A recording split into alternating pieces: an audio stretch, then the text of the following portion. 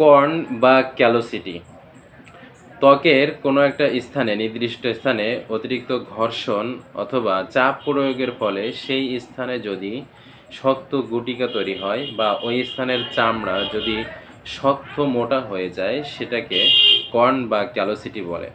সাধারণত কর্ন হচ্ছে যেটা ছোট ক্ষুদ্র শক্ত গুটিকা, যার মধ্যবর্তী অংশে কোর থাকে এবং চাপ দিলে ব্যথা হয়, ব্যথাযুক্ত থাকে, সেটাই হচ্ছে কর্ন। আর ক্যালোসিটি এটা হচ্ছে কোনো একটা নির্দিষ্ট এলাকা, একটু বড় এলাকা, তুলনামূলক কর্নের চেয়ে একটি বড় এলাকা জুড়ে চর্ম বা স্কিনটা যদি শক্ত হয়ে যায়, মোটা হয়ে যায়, সেটাকে ক্যালাস বা ক্যালোসিটি বলা হয়। তো এটা কি কি কারণে হতে পারে? যে সাধারণত এটা পায়ের গোড়ালি, তারপর পায়ের যে পাতা উপরে বা নিচে, যে সেখানে, অথবা আঙ্গুলে, হ্যাঁ, এই সব জায়গায় বেশি হয়। কারণ কারণ কি? কারণ হচ্ছে শক্ত জুতা পরা অথবা টাইট জুতা পরা এবং দীর্ঘক্ষণ হাঁটা অথবা অনেকক্ষণ দাঁড়িয়ে কাজ করা, এইগুলোর কারণে কি হয়? সাধারণত এই কর্ন বা ক্যালোসিটি হতে পারে। তো কর্ন বা ক্যালোসিটি হলে আপনারা অবশ্যই একটু নরম জুতা পরার চেষ্টা করবেন এবং বিরতি নিয়ে নিয়ে কাজ করার চেষ্টা করতে হবে, আর টাইট জুতা পরিধান ত্যাগ করতে হবে।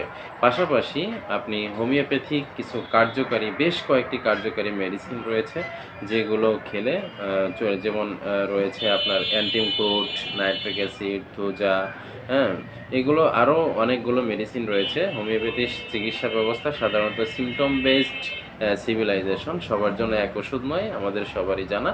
তো অবশ্যই সিমটম দেখে একজন ডাক্তারের পরামর্শ অনুযায়ী ডাক্তার বুঝবেন যে আপনার জন্য কোন মেডিসিনটা সঠিকভাবে এবং দ্রুত কাজ করবে, সেটাই আপনাকে দিবেন। তাই এই ধরনের সমস্যা হলে একজন হোমিওপ্যাথিক ডাক্তারের শরণাপন্ন হবেন এবং আপনার এই কষ্টটাকে রিমুভ করবেন। কারণ এটা বারবার কাটলেও দূর হয় না। একবার উপর থেকে কাটবেন, আবার হয়, নিজে নিজে অনেক সময় ব্লেড দিয়ে কেটে থাকেন, কিন্তু দূর হয় না। কেন দূর হয় না? এটা যেহেতু ভিতরে কোর রয়েছে, এটা এখানে থেকে, ভিতর থেকে মেডিসিনটা ঠিক হয়ে আসতে হবে, মেডিসিনটা সেখানে গিয়ে কাজ করবে। এর জন্য অবশ্যই একজন হোমিওপ্যাথি ডাক্তার দেখান, সুস্থ হয়ে যান, ভালো থাকেন। আসসালামু আলাইকুম ওয়া রাহমাতুল্লাহ।